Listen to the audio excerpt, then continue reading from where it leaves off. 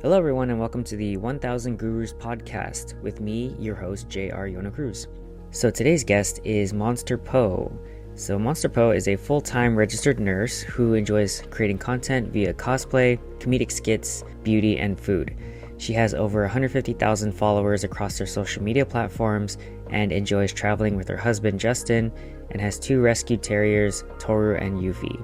So it was nice to reconnect with Poh after several years, but I've been following her content creation journey for a while now. She's really good at what she does, and what I like about her is that she takes pride in her work, which are just a few reasons why I really wanted her for season 1 of the show. In this conversation, we talk about her getting into nursing and some of the struggles that she's had to deal with as a nurse, and we talk about travel a bit, particularly Philippines and Japan, and she shares some of her own travel tips. And then we get into balancing family life with career and hobbies, as well as considerations of what kind of parent she wants to be in the future. So overall, it was a very fun conversation, and Poh is really reflective and insightful on all these topics, so a lot of really good takeaways. Without further ado, hope you enjoyed this episode with Monster Poh. Welcome to the show, Poh. Hi, everybody. Yes. Thank you for having me. Yeah, thank you for being here. So yeah, I wanted to just start off with how I know you, normally with my guests. So we met like end of 2018, 2019. We did the dance cosplay project for KDA, right? Yes. And then you were already big in the cosplay community, and I was just like meeting people in it. You're also big in like the photography community, and I know that your husband Justin was like one of the producers for that project that we're in. You're also a full-time nurse, content creator. You're a big foodie. You do a lot of like collabs and sponsorships and stuff like that. And you and your husband are like world travelers. Anything else? More like Asia travelers. Asia travelers, yeah. Anything else I missed that you did like doing? Oh, I think one of the things I can add to the list is pickleball. I'm like super obsessed with pickleball lately.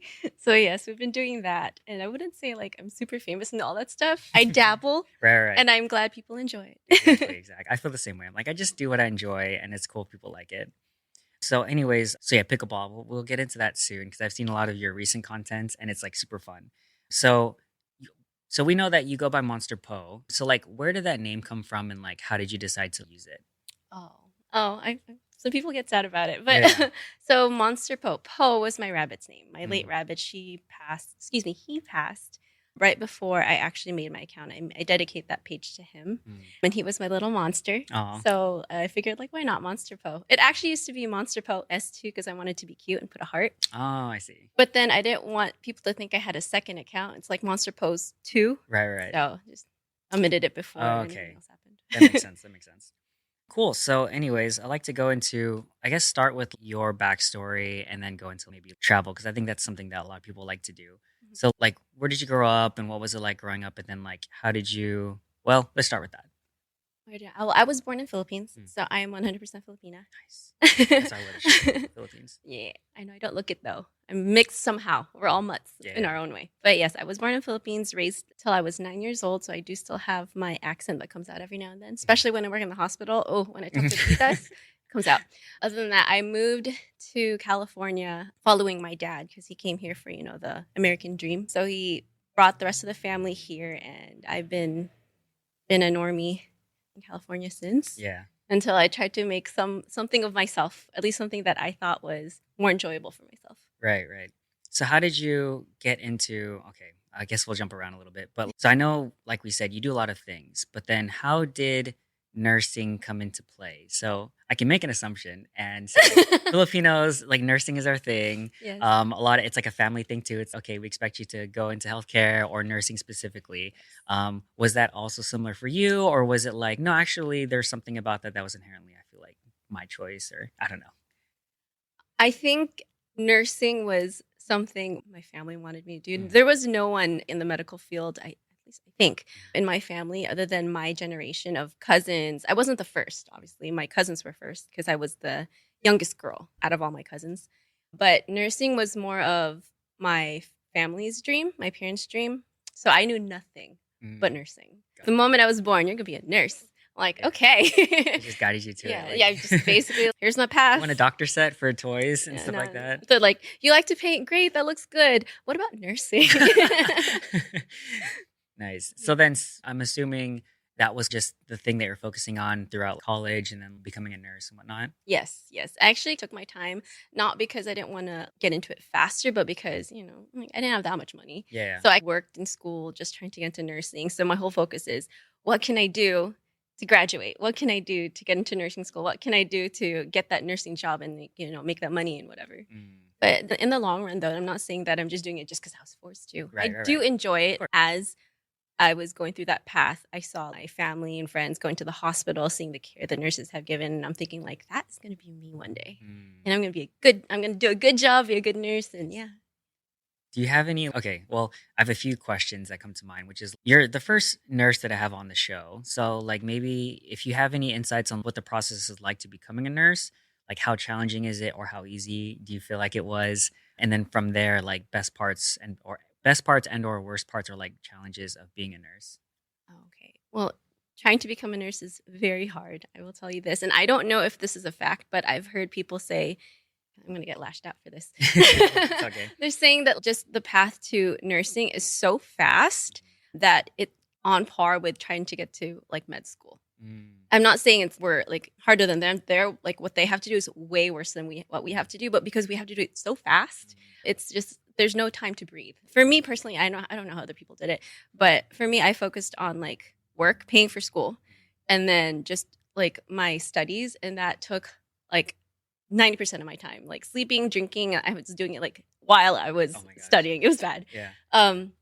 But in the end, it was worth it. But there was a lot of tears, a lot of, what am I doing? Why am I doing this? Is this worth it? But in the end, it definitely was, especially when you finally hold that degree, like, I did it. Nice. Yeah. The feeling of accomplishment. Mm-hmm. So, as a nurse, I'm sure that you have seen so many things. How long have you been working as a nurse for? Since 2016. 2016. So, it's been, what is it, 8 years? Something like that? Don't look at me. I'm bad at math. Yeah. 2016, 2020, yeah, 8 years. So, I'm sure you've seen a lot of crazy things. So, do you have any things that are like best parts and or hardest parts about being a nurse? Oh, I think the best parts, we'll start with that, is everyone's appreciation for nurses. There'd be patients where, hey, I see the hard work that you're doing, and those moments just make you feel so good and appreciated. But then, it's not like that all the time in the hospital. People are in the hospital because they're in pain. They're hurt. They're, X, Y, and Z. So as nurses, we have to understand that. We are the forefront when it comes to patient care. Sure, the doctors come and see them, but they're not there the entire 12 hours like we are. They're there for 30 minutes, if they even get 30 minutes with them. And understandable, they have 100 patients. And for us nurses, I think the struggle is when you get patients who just don't understand what like your viewpoint. I go in and they lash out at me. I called you 5 minutes ago and like, why weren't you here? And I'm like, I'm doing CPR next door to a patient dying. I'm sorry I couldn't get your water. Literally trying to save someone's life here. Yeah. And like that, I think that's one of the hardest parts. There are like the outlier where you get like really confused patients where I've had a patient throw coffee at me. Oh my God. They're confused. I have to understand that, but it still sucks. Yeah. But I think the more worst part is when I have a patient who's more cognizant of what's going on, about like me trying to get to their room and trying to help them. And then they're just not as patient. Like just a smidge of patience is all I ask, especially on those harder days where I just want to sit down and cry and then I have to go back out there. Would you say, are you like more extroverted, introverted? Oh, just curious. I've taken, what was it? Myers-Briggs Yeah, test? Myers-Briggs. Yeah. I've taken that test multiple times and I'm actually right in the middle. Okay. So I think it depends on who I'm with, what the crowd is like, and I could be either way. But if I had to pick, I'm actually more introverted. Okay. Yeah. Okay. Yeah. I know that's not super relevant, but I was just curious because I imagine that, well, from my understanding as an outsider, like nursing is difficult because you have to deal with so many people, but there's obviously technical aspects of that, right? You have to know your stuff, like what you're doing medically. Yes. So whereas, maybe doctors are seeing a lot of people, they're putting their expertise to play, but like you said, they're not there for a majority of the time. Yeah. So I imagine it must be really tough that you have to juggle your tasks with taking care of the patients and then jumping from task to task. There's definitely, there's definitely a lot of, not therapy, but like a lot of mental health aspect in the nursing realm. I personally, I don't know. Can I even say this? I'm really good at kissing ass when it comes to patients. I'm pretty good at trying to put out fires because for people who go to therapy, you guys got this. Nice. But I've gone through my own therapy, and I've taken everything I've learned from my therapist in the nursing community, because there's a lot of patients, like I said, a lot of them are going to be unhappy because they didn't like the care, they don't like what they heard, or I'm sick and tired of being sick, so they take it out on us. So for me, it's okay, you're struggling, I get it, let me put my feelings aside of you, borderline abusing me, and let me help you like get through this. And in the end, like the appreciate I still remember this one shift. I went in, and this patient was absolutely done with her day. Like, she was upset with the doctor. She was upset with the other nurse that was taking care of her. And mind you, they didn't really do anything wrong, but she was just unhappy overall. And in hearing her aspect, okay, fine, I get it. So when I went in, I said, "Hi, how are you?" And she's like, "Don't you talk to me like that." And I'm like, "What did I say?"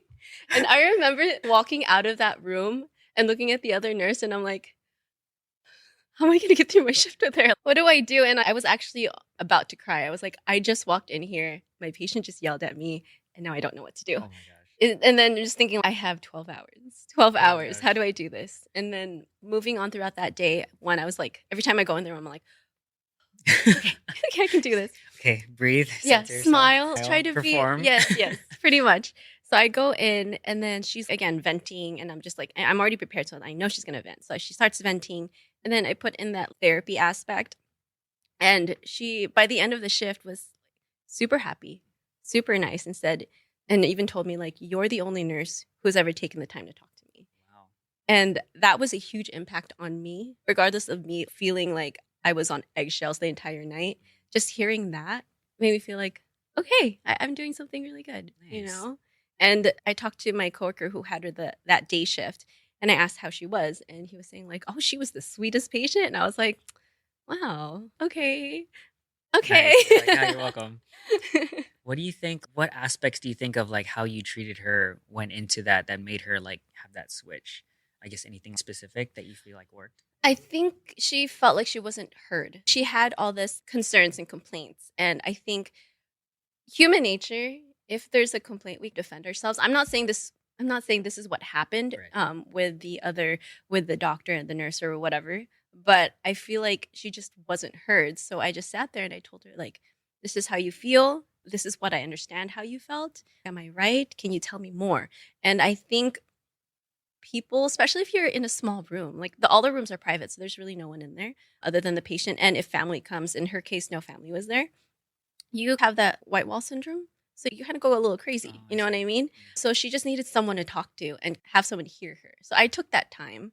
I had to, I have other patients, but I figured out how to manage my time better to be able to accommodate to her. So I think that was something that she appreciated. And she voiced it. I was like, I really felt like I was heard, and I really appreciate you. And I think you're doing a great job as a nurse. So, Nice. I think that's a really good takeaway for a lot of people. You know, these people, like, they don't want to be there, but they're in the situation and you have a lot on your plate. But then I think taking the time to like really make someone feel understood help that whole process. I think it's a great lesson.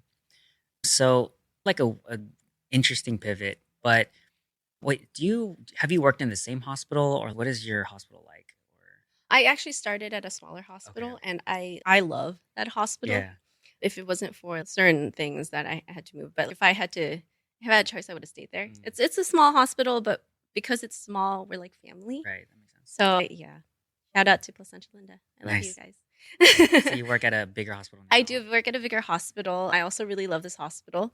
I work at Kaiser. Nice. Yay! But yeah, I enjoy Kaiser. Yeah.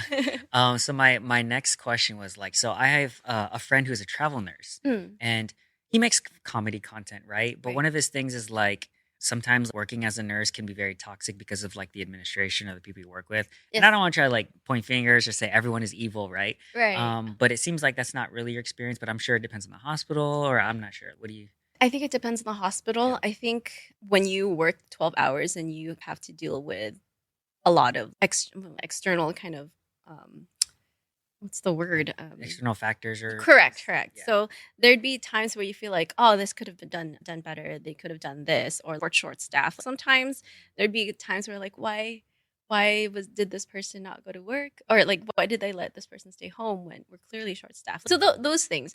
But I think one of the things that I've personally been trying to understand, not working, but being with like small businesses, my other friends, I'm realizing there's so much more to it. So I'm thinking like maybe there's a reason why they're trying to keep that person home and having us work. Like it's hard, sucks for us as the people actually working, but maybe there's like other things that we just need to we haven't understand because we're not in their position. Right. So you're saying that people in different positions in like the company or where you work have different perspectives, so they have different worries, and it can Different be reasonings, yes. different reasoning, so it can come into conflict or friction with people like yourself doing like the work that's different. That makes sense. And I've seen my hospital do things to try to appease us. So I'm not saying that they're not doing anything. Right. Like they're doing meetings, they're doing this. So I see the effort. But I think when you're frustrated, it's hard to be cool-headed. Yeah, that makes sense. So it's like every work environment. Like you have some places that are more difficult, some places that are healthier, but just depends on the dynamic. Correct. Makes sense. Okay, so if you don't mind pivoting, then I would like to talk about travel, because again, one of the things that I think, myself included, I think a lot of your followers, it's like we live vicariously through all your traveling, and I think you enjoy traveling too, right? Yeah. What are some of your favorite places to go? Let's just start with that. Okay, my favorite places. I love Asia. For sure. I go to Philippines a lot because it's my home. I see my family. So that's kind of a no-brainer. Where is your family from in the Philippines? For the Filipinos who know. I was born and raised in Manila. So I've been a city girl, but my mom is from Iloilo. Okay. And I think I have like family in Cebu now. They've kind of dispersed, but majority of my life was all in Manila. Okay. I think my dad was from Manila and then met my mom in Iloilo and in college, I think, out there. And then we moved out there. Nice. So you visit your family in Manila area mostly, or Manila, but more so now when we visit, I stay in my husband's family's condo in BGC. So it's like kind of close to Makati, Bonifacio Global City. From Manila? I'm not really good with it. I don't know either. Okay. Yeah. I like in my head, I think it's north, but insert map here. Yeah, insert map here. Because I've only been once, which is this last May. And so we were in Manila, but then my parents and family are from Pangasinan, which is near Baguio. So it's 5 hours north or something like that. It's like really far north. And then Blessie's family her dad is like down in, what's it called? Makati. So yeah, I'm like, okay, I vaguely know, but I was only there for, a few weeks. So I'm not really sure about that. Have you not gone back since? Not since, yeah. So it was just May of last year. But yeah, definitely want to go back. That's very recent. Yeah, and I didn't even see my family because I was with Blessie's family the entire time. Because I'd never met them and my parents weren't there. Oh, yeah. It's a yeah, so I'd be like, hey, you don't know me, but I'm sure you know of me, but we haven't met yet. So yeah. But yeah, next time. So yeah, Philippines. Where else do you usually like to go? I like to go to Japan. I think. So good. I don't know. I've always wanted to go to Japan because as a child, I loved anime and manga. I think that was the core of it at the beginning. And then after I got to learn more about it, I took Japanese classes in high school. I took Japanese classes in college. So in those classes, they also teach you culture and all these things. And I just absolutely fell in love with it. And I think when I did start doing cosplay, I started hearing people like, I want to go to Japan. Back then, I was a kid. It's not like, it was just a dream. The fact that I could actually, the idea of me getting the funds to be able to travel was non-existent. It was just nursing. And then, Japan. I love Japan. Yeah. That was it. And then now as I got older, especially in the cosplay community and then doing nursing at the same time, I'm like, everything that I want could be feasible if I just work a little harder. Yeah. And that's where I think one of my friend at the time, husband now, went to my close friend. My close friend at the time. They went to Japan and I'm just thinking, I'm like, man, I want to go so badly. Yeah. Like, what can I do? And then just marry him. Yeah, that's all I did. Nice. Just marry the man and he'll take me. Yeah. Which happened. Nice. Thanks, babe. Nice. So how was your experience like the first time? When was the first time you went to Japan? And then what was it like? 2019 was my very first time going to Japan. And the culture shock was just mind-blowing. Like the respect and like the order in Japan is just something so different for me. Because all I know is like California, and then I also know Philippines. And Philippines orders, It's a little different. Very Filipino. Very Filipino. Yeah.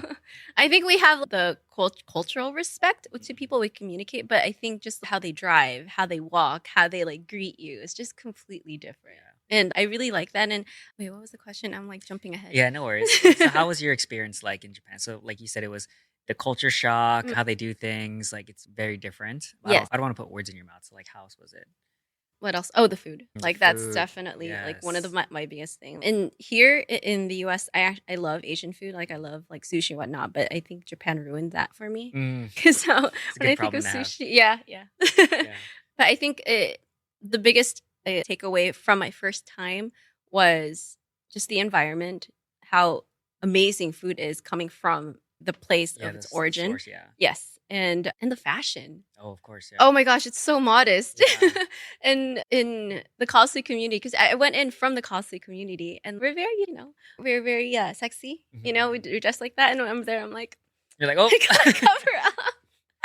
So, one thing that I noticed, not to cut in, but so in a lot of places, they have, yeah, it's like more modest fashion, but it's still fashionable. Yes. But then when I went to more of the cities like Shinjuku or something like that, it's a little bit more, Yes. you know what I mean? Flashy. Yes. But then it's crazy how the further you get from those places, it's still fashionable, but a Mhm. different style. Yes. And their fashionable is still modest. Right, And it's right, like something that I would throw together in my closet, but then looks good on them. But if I wear it, I'm like, I look like I just woke Right. up and decided to put something random. Right, you know? right.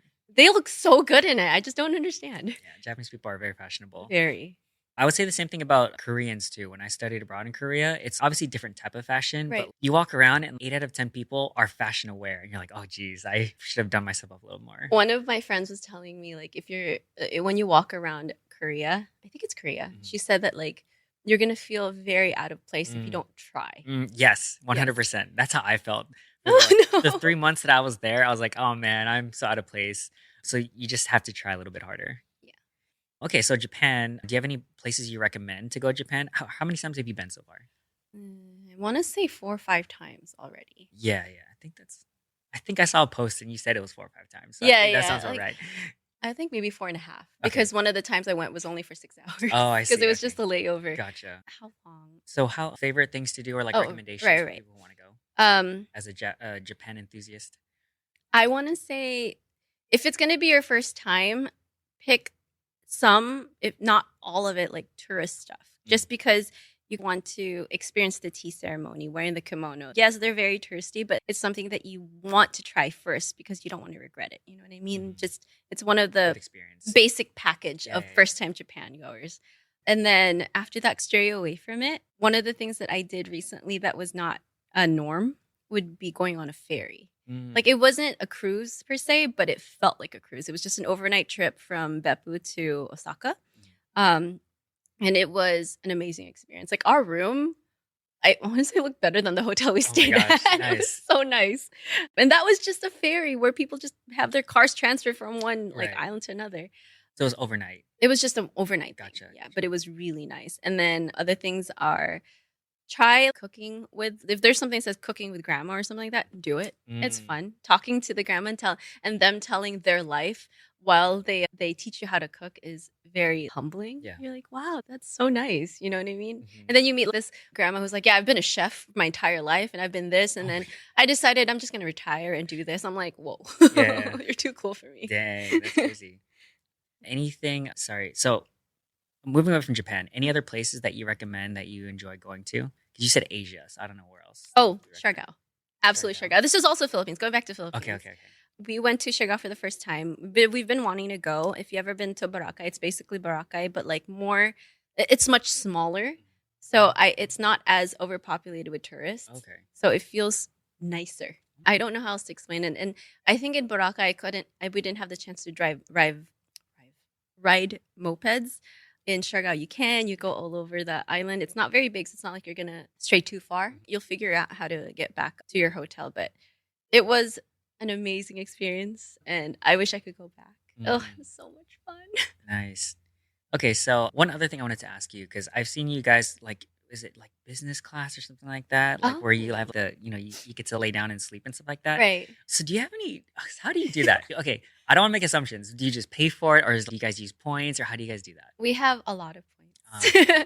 We do points, and then I think our recent trip, the day before our flight, I want to say less than 6 hours, the price dropped from 3,000 to 800 or something like that. Yeah. And So our most recent trip for Japan would actually be our final trip for a Oh, while. yeah, Um, so we decided it's the last trip, let's go all out paying for it. But the other trips, we had a lot of points accumulated. My husband has his own business, so he has a lot of business points. gotcha. So he used that, and then I had my own points that I accumulated, and I used that too.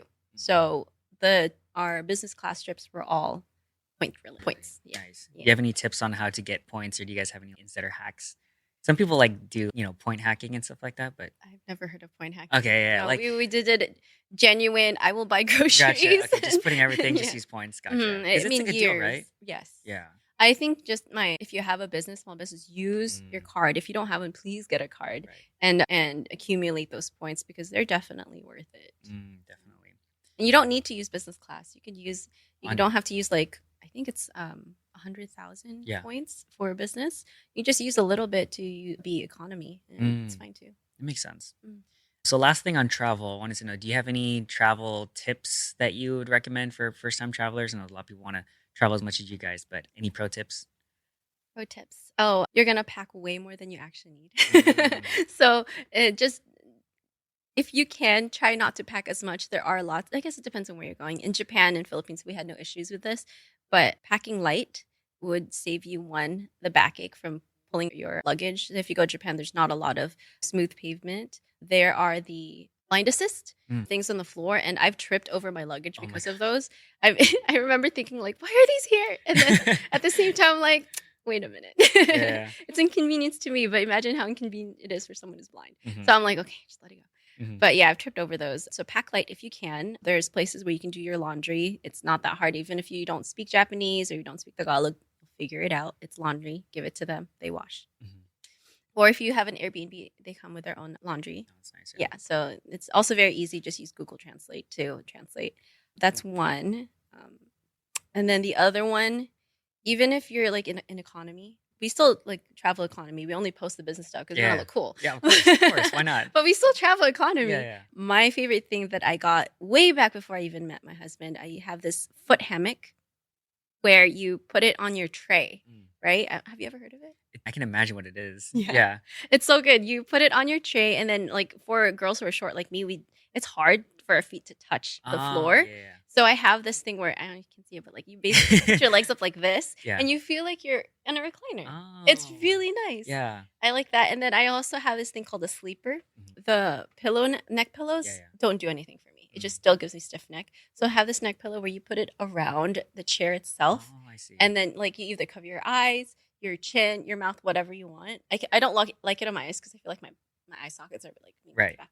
But I put it here around my head, and it just hangs. Oh, It feels I so see. good. I put eye mask on, I put my hammock, and I'm like chilling, and I Nice. sleep for 6 hours, no problem. Nice. That sounds really comfortable. I've seen ads and stuff like that with those sort of things where it hooks up to your chair, but I imagine it does help you get better sleep on the Yes, plane. it's very, very comfortable. Like I like it, but I can't really say the same for my husband just because he's a lot taller than I me. see. So like the hammock kind of just goes on his calf. Gotcha.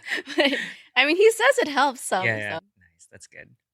Okay, if you don't mind, let's pivot a little bit. So I know you mentioned that as when you were younger into anime, like we both are. Yes. So then how did you get into cosplay and then also content creation in general? Oh, okay. Cosplay. That's a fun one. I think in college, well, actually, I've always wanted to cosplay. Like I've always wanted. I've seen it, and even before it was a huge thing, I do dress up as the characters. But I'm like that lone wolf. Like I was surrounded with people who are like too cool for that. You know what I mean? So it's hard to break out of that space and be like, I want to do this. I was also like a drama kid, so I like to reenact Oh, stuff. I see. I Yeah. can see that. So one of my friends started a convention at my old college. It was called TitanCon. So he started it, and then one of my coworkers told me about it because she was doing it with him. I'm not sure if they did it together or she was just helping him, but she told me like, "Hey, you like anime? Have you ever considered cosplay? You should come." But I was super shy. I was like, no, it's okay. But then I worked at the bookstore, and the bookstore was going to have a little booth around the time. So I was like, okay, I'm just going to work and see what it's like. And then as it got closer, I was like, let me see what I have in my closet. Let me put something together fun. Yeah. I bought one wig, and then I bought something. I don't know if you guys know Rize, it's called. But I cosplayed Rize. I wore her wig, and I wore, a maid kind of maybe uniform. I forget. But it's something along those lines. And I didn't have the right makeup on. I didn't have contacts on. I actually didn't know how to put makeup on that at all back then. It was just super basic eyeliner and then, go about my day. So I did that. And for some reason, I had good feedback. So I had people like take photos of me. Like one of the first photographers that took me, who was actually pretty well known in the community, was Nels. So shout out Nels. I still tell him about it. Like he was my very first photographer. And he's also in the medical field. Oh, nice. Yeah. So he was the one who shot me. He posted my photo and then he asked my Instagram. And all of a sudden I was getting all these random like followers. And I was like, what's going on? So I got that good feedback and it becomes like a drug. Oh, Like I like that high, and I'm a Leo, so I like the spotlight. So when that happened, I just like, okay, what else can I do? And then I started what was the subscription box, but there was a subscription box that I applied for, and they had the like some cosplay stuff, like a scarf, or they'll give you a goggle, and I'll take advantage of it and just like, do my own little photo shoots in my room, and then I would post that, and then they'll get good feedback. So I think from there, that's when I got reached out by other photographers. Or say I'd go to a convention and I try a little bit harder, learn how to put makeup on, buy those contacts that I got from working my, bookstore. Like money. I have very little money, by the way, because it's going straight to my education. But like that little smidge of, I can buy those really cheap contacts. And that's where it all started. That's where I bloomed into meeting all these other photographers, all these cosplayers that like I idolized because like I loved how they did their makeup. I would like loved how they did their costume, and I would pick their brain and learn more. And that's where I feel like I grew. And then I made everything my own because I feel like I'm a perfectionist. Like I love art in general. So like trying to figure out how to make this look not haphazard made me feel like good. You know what I mean? Yeah, I like that. What do you think makes you stand out? Well, two parts to it. What do you think makes you stand out as a cosplayer? Like, what is like Monster Poh's brand? And or do you think that there's like, what do you think it takes to be like a cosplayer to be big in the community? So I know you talked about like standards and excellence, but like I guess first question, what do you think is capitalizes your brand of like how you? Oh, I don't know. I think for my cosplays, it needs to look good or I will not get out of my house. I think that's my thing. It doesn't necessarily mean it needs to be exactly like the character, but I just know I need to look at myself in the mirror and say, yeah, that looks good. Like that I'm representing the character I'm representing. And then the other thing is when I do like the photo shoots, I want to be in character. Again, like the whole drama kid in me, it needs to be like perfect. Like I need like my poses and I need my expression to be that character. I wouldn't say I was perfect at it, but in my head, I thought I was. And I think that made it easier for other photographers to be like, okay, she's actually pretty easy to work with. Oh, I see. Because I've actually heard people say that, like, when they take photos, they're like, okay, we'll give you direction. But I'm so used to constantly moving. Like, I will do my pose, and then they click. In my head, it's automatic. Okay, let's change my pose. Like, why would I stay in that position? You know what I mean? So I do that, and I just change my pose, and everyone's, oh. And I'm like, oh, what? Oh, that was good. Do that again. Yeah. Yeah, pretty much. So I think that actually was one of the things why like other photographers wanted to work with me. Like I got recommendations like, hey, she's really easy to work with. Her cosplays are not bad. So if you want to work with someone who's fairly new in cosplay, but then, is easier to work with, you can reach out to her. And I think that's how I got to meet other photographers too. Oh, I see. Nice. So then I think part of that, it seems, is you had standards that you want to be proud of your work, like what you do, and then how you take photos, and then being easy to work with helped with the networking, and then you met more people in the community, and then just putting out more work. And then do you think that's what kind of lends to you building like the following that you have now, which is like that standard of what you do? Yes and no. I would like to say that my page is they all came because of how goofy I am. I don't think I can take it seriously. Like the photos, like yes, like I try to be as badass as I can.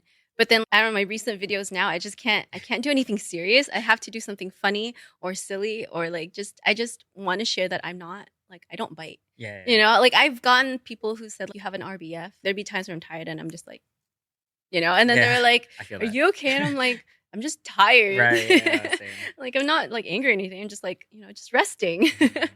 But like my personality is just a big goofball. I wouldn't say I'm like entirely funny, but I do like to just be a little bit more expressive. That makes sense. I think my personal philosophy is I think that's how you build a following is being your authentic self. Hmm. And people like that, right? I would imagine they respond well to like your goofy side because that's authentically you. I'd like to think so because I've had people always tell me if you want your page to blow up, you need to stick with one thing. And I'm like, no. Right, right. If I'm sticking with one thing, I'm sticking with my personality Right. and I will post whatever I want to post. And if you guys like it, great. If not, then like you don't have to follow me. That's okay. Yeah. There's a lot of talented people out there that you can follow and I'm okay with that. I love that. So now, aside from cosplay, I know you do a lot of other types of content. I know I've seen food, obviously pickleball. Like, I don't make any assumptions, but what is your favorite type of content to create? Oh, my favorite type of content is comedy. Yeah, yes, I really love the definitely. comedy. I like acting. It's one of the things that I truly enjoyed as a kid. So whenever there's a skit or anything that I want to just like recreate, I want to do it. I don't think I have the confidence to make my own stuff yet. Like I did one and it was okay. The sound is bad and whatnot. I'm learning. Right. But other than that, my comfort zone is here's a skit. And then in my head, I think I can do this. I think I can create a character from that one sentence because it's not a huge like production or anything. It's literally just me, my phone, and the one-liners, Hmm. Yeah. and people responded well. And I'm really happy about it. And everyone's saying like I am very expressive. Again, that's actually what I'm working on, my expressions. My eyebrows talk is what someone said. And I'm like, yeah, they do. Like, I'm doing that on purpose. Yeah. I like that. No, I agree. I agree with that. I was like, a lot of your videos that, I mean, I enjoy all of them, but it's the ones where it's like you're doing a voiceover and it's just like your facial expressions. I feel like it lends itself really well. I think you do work on it and then it shows, but also it's compared to other people who just do the skit and they're just like there and they're just looking good. But I think what makes yours like really compelling is that like you're actually putting like that effort into it of the acting and the drama kid in you, like you said. Mhm. So I really like that about your comedy skits too. Thank you. Anything else on like content creation that let's see. I would say as a content creator who is, well known, do you have any like advice or tips on how to approach content creation? I know maybe it's not necessarily your goal to blow up or build a following, or maybe it is, but like any advice on how to approach that? Honestly, for me, don't go into thinking I'm going to make it big because I never had that intention at all with my page. For me, it was more so I'm going to do what I love and I'm going to share with people. And if they like it, that's wonderful. That's why I have no rhyme or reason in my page. It's just whatever modge podge of whatever I want to do. I want to do art stuff in there too, but I think that's a little too much. I created a separate page for that. Nice. But yeah, just go in having fun and don't have all these expectations that you're going to make it big because if you don't, I'm not saying you won't, like definitely work on it. If you don't, like it's going to hurt. You know what I mean? And I've heard that from other people. Like other people have asked me this. What did you do? How did you do this? And I was like, I just decided I wanted to have fun. And that was it. Like I didn't like how people would say, "Oh, I want to do this like you," and do this. No, don't do it like me. Be you. People are gonna follow you. They don't want to follow another Monster Poh. There is one Monster Poh. There's gonna be one you, and you're gonna be that special you. So just take it in, and people will follow you. There's gonna be a niche for everything. Just be you. I think that's my biggest thing. I love that. Yeah, because if you're finding your niche or your niche, that's you, right? You're a Right. niche of one. Mhm. So it's if you want to look for a niche, that's just look in the mirror. Mhm. I love that. Okay, let's pivot a little bit. We have a little bit more time for the last section. But so one of the things that you mentioned of like maybe possible topics was like balancing hobbies and work, but also like family life. Right. So like how do you approach that? I know that you're very passionate about, what you do. And you're also, you love nursing and then you have a family. And I know you mentioned you want to build your family You're right. and grow it. So like how do you approach like balancing all of that stuff? I think I got extremely lucky actually. Since my husband is also part of this community with me, he's very supportive of what I do and I support him. So I think balancing the content creation and photography, modeling, and nursing is just all like easy in that sense with him. And then in terms of family, he's my husband. We want to grow a family. We want to have like babies. We want to have like, we want to reach those milestones. I think my goal, if I had to be more personal, is I want to have great grandkids. Ah. And so I'm like, work on this. But that's my personal goal, Yeah. decades, hopefully decades Yeah, in the yeah. future. But yeah, I want to be able to create a family that I think would, I'm trying to think of the right word for this. Not make us happy because I don't want to produce something to make me happy, Right, right. but something that would like, Sustain, or you want to build a happy home. right, That's right, a good like goal, right? right. So as I'm sure there's a lot of people out there who are also aspiring to start a family, build a family. What are some of your biggest considerations or worries or insights from someone at your stage of, you guys are ready to start building a family? Like, what's something that you would pass along? What do you mean pass along? Like my Like, worries or yeah, like the biggest considerations. Because I'm sure like starting a family is a big leap, right? Like from just, okay, it's huge. like having a relationship and then getting married, right? It's Mhm. one consideration. But then Right. how do you sit down and be like, okay, let's start a family and here are the things that we should consider, or this is what I'm really worried about? I think starting a family wasn't an issue with us because I think when we started, when we talked for the first time before we went together, my first question was, "How many kids do you want?" Yeah, yeah. Filter Or, right oh, off the you know bat. what? It might be the other way around. He might have asked me, Okay. and I think just going in, we already knew we wanted it. So I think that part, thankfully, was easy. Mhm. But I think my biggest struggle moving forward as a nurse is all the complications. I think that's my biggest fear because I like in my field, I'm a float nurse, so I actually float from like DOU, which is a step down from ICU. It's called direct observational unit, and then I also work at MSD, medical, surgical, and telemetry. So I do that like that two big sections, and then I also work at postpartum. I had a rare opportunity to get trained to take care of moms and newborn babies. So learning about the postpartum part of I it, see. like all the complications, like how I'm always going to be like 1 foot in my grave. So that part freaks me out. And then I make it worse by sending my husband things girls need to worry about. And then he's like, "So do you want to have a Yeah. baby?" What are you trying to say? Okay, I'm getting mixed signals here. I'm just saying, my baby moon better be good. Yeah. Because I'm always like, I'm going to be like half dead half Oh the my time, gosh. apparently.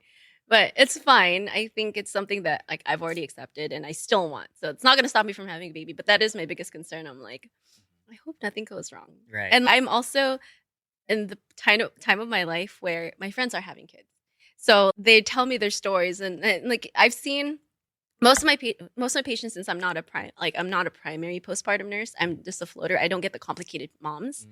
So most of my moms are like, "Oh, it was fine. We did this. It was great." And then I hear other stories from other patients, and then my friends telling me like, "Oh my gosh, I was X, Y, and Z. I was bleeding so much. I did this," and I'm like, too close to home.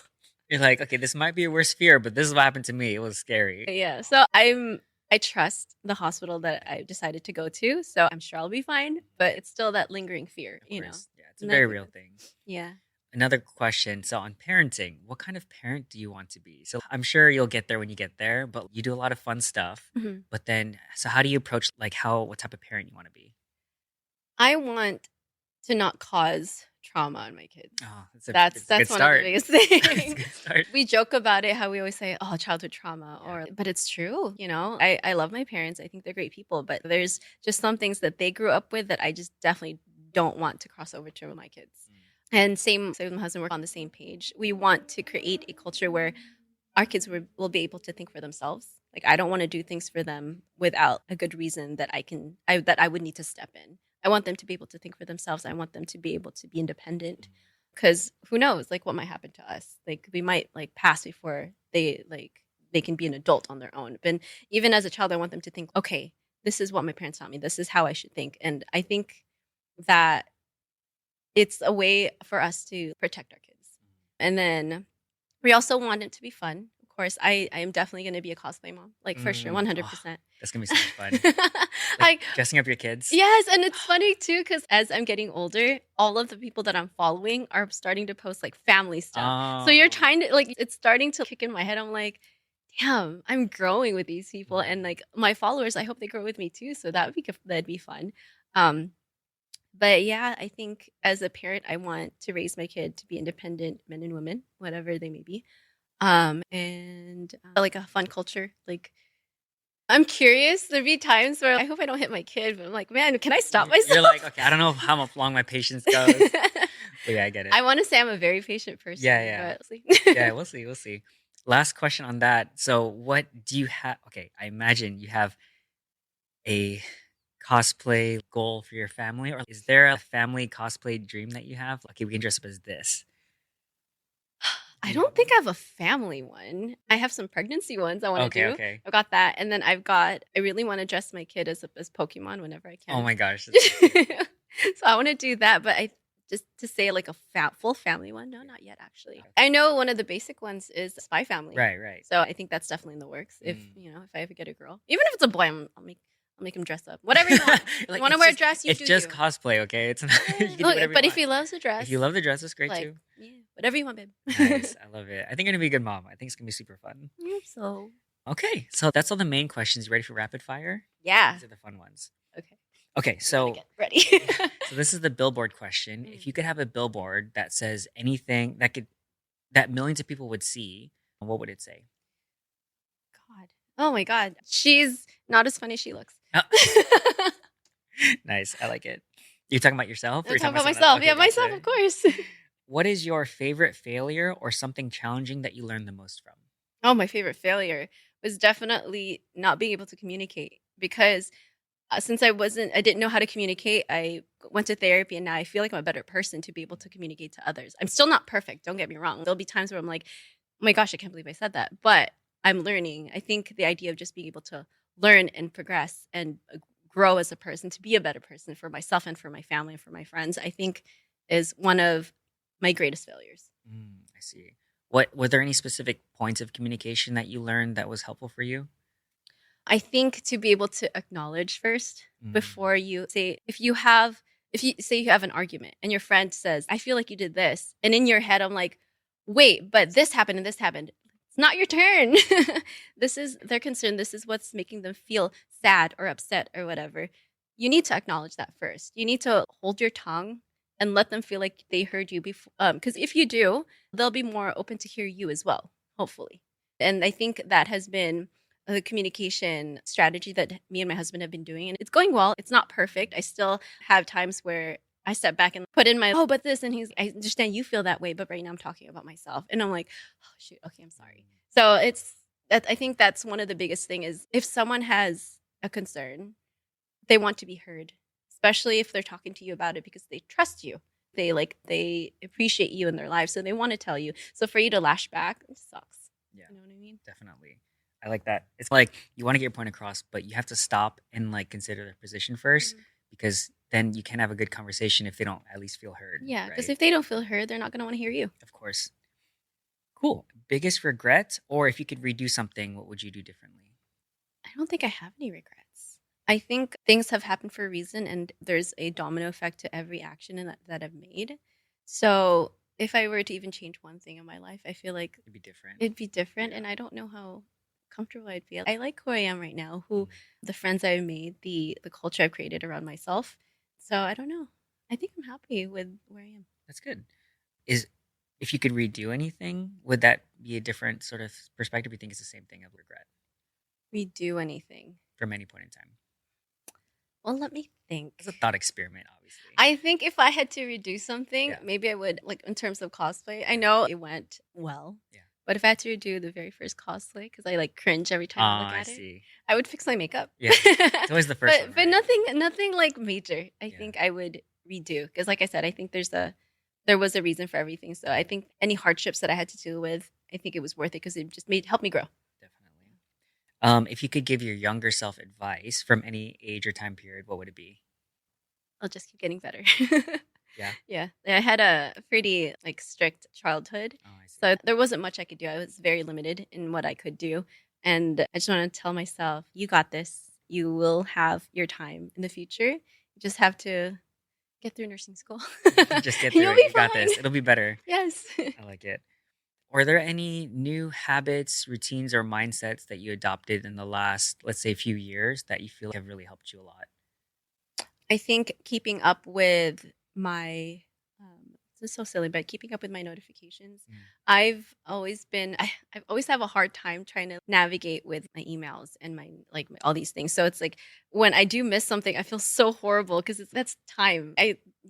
Sorry. So I think time is precious. Yeah. One of the biggest things for me. So if I take away time from someone and it's entirely my fault, it hits me because man, if I was in their position, I'd be so upset. So that's definitely something. Can you repeat the question again? Yeah, habits or mindsets that you adopted in the last couple of years that you feel like really helped you. So you said staying on top of your notifications. Yeah, and things. basically staying on top of my stuff is definitely one. I'm not just notifications. That's just the biggest thing, the most recent thing for me. And then allowing myself grace, because especially being in the like content community, there's not everyone's gonna like your stuff. And Really? yes, of That's course. crazy. Okay, I don't know if you're being sarcastic. Yeah, very sarcastic. Trust me, I know. I'm gullible. Don't do that. I'm sorry. It's okay. There's that, and then there's something else. Not everyone's gonna like you. Yeah, give yourself grace. Give yourself grace. When you do content or do that stuff, you do it for yourself. And if you do it for yourself, it's not going to feel as bad. Stop comparing yourself to other people. Like I've done that, didn't feel good. And then when you started like embracing your own stuff, you realize you do have that talent. You do have that aspect that people enjoy. So just like take that in, you know what I mean? And enjoy it. I think those two are the biggest ones for me, at least for me personally. Yeah. I mean, those are really good. Who would you call successful, and how do you define success? Who would I call successful? It can be anyone in the entire world.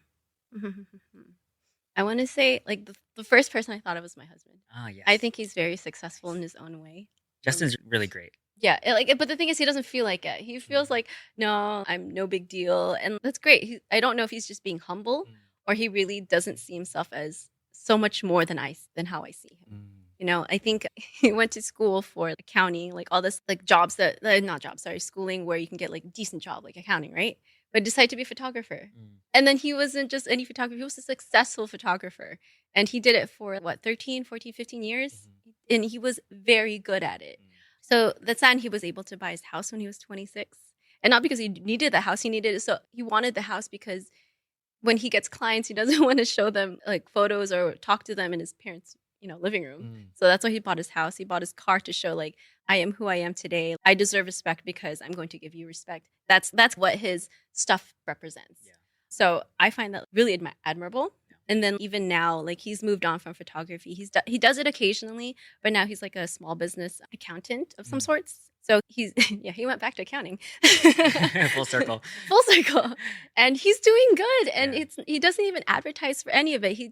He's so good that people recommend him, and now he has this good set of clients, and I'm like, damn, how do you do that? How the way he thinks, the way he presents himself, how he communicates is just so admirable that I want to say I want to be like him, but I want to be me too, but at the same time, I like that. Second best, you married him, so now you guys are partners. Yeah. Nice, that's awesome. Cool. If money and time weren't an obstacle, or I guess, money and time were an obstacle, what would you be doing? Oh gosh, I'd do more content. Yeah, more content. I think one of the biggest things that's stopping me from making more content, and that's why I have times where I'm like AFK, because I need sleep. One, like it's hard. Sleep, that's crazy. I need sleep, right? No, so for nursing, I work 12-hour shifts. 12-hour shifts, 3 to 4 days a week. So that takes a good chunk of my week already. And imagine like doing that and then content creating, and I have to like change my days to be able to go to these events because they're usually weekends. If not weekends, it's on a like weird time of the day. And I work night shift. Right. So if as a night shift nurse, I lose my day and my night because I have to prepare the day before.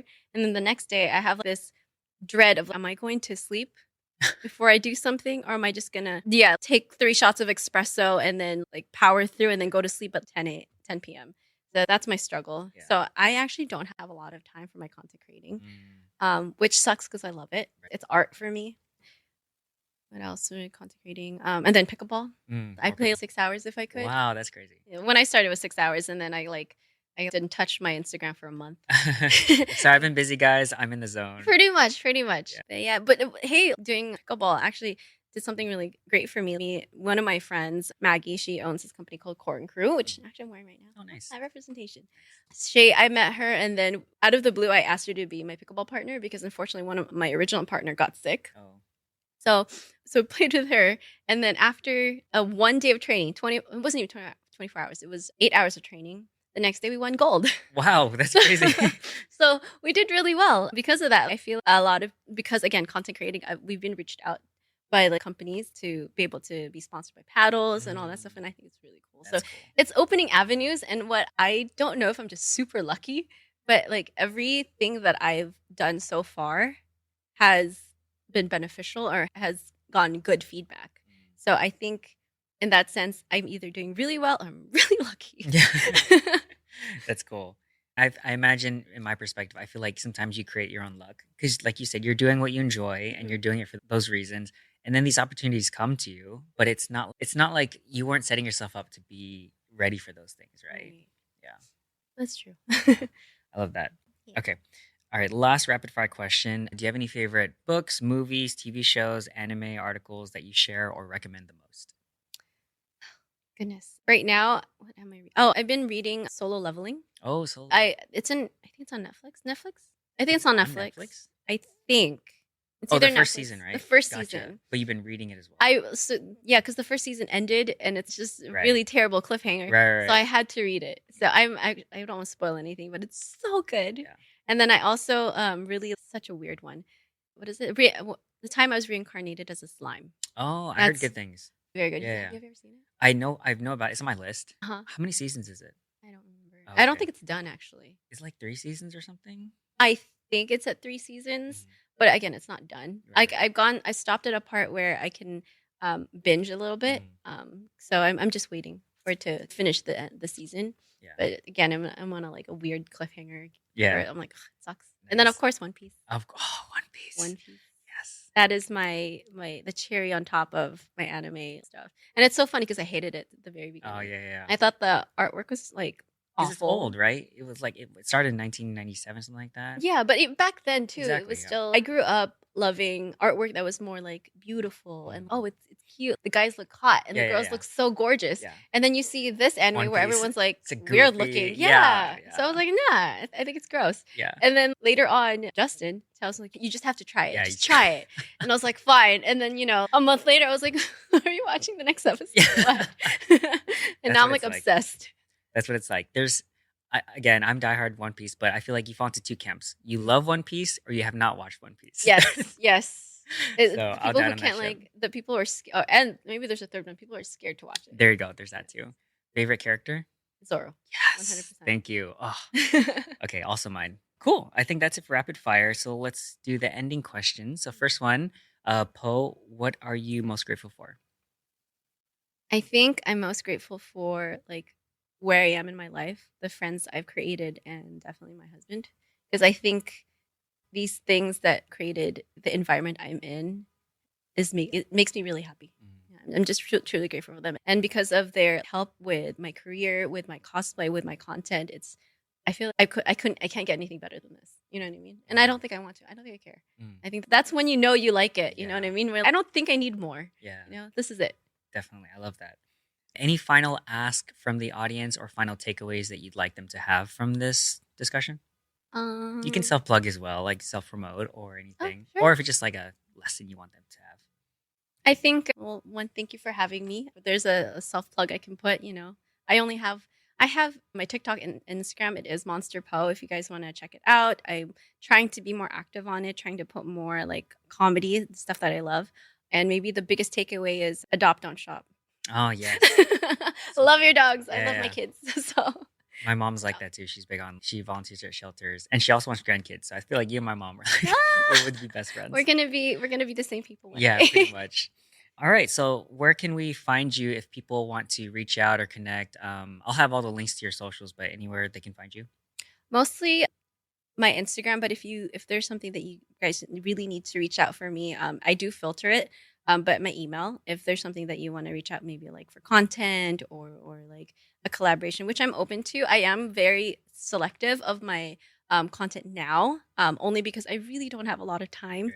So I don't want to disappoint is my main thing. If I promise and then we're like, hey, I haven't delivered because X, Y, and Z, it's very disappointing, not only for you, but it's also disappointing for me because I don't want to create that personality of, oh, Poh doesn't, she makes promes but never Right, follows not good through. to work with. That's awful. Yeah. So I don't want that. So if you want to reach out for anything specific like that, my email is monsterpoh2 S2 at gmail.com. For some reason, someone took monsterpoh at gmail.com. So I'm like, ugh, that's not me, okay? Yeah.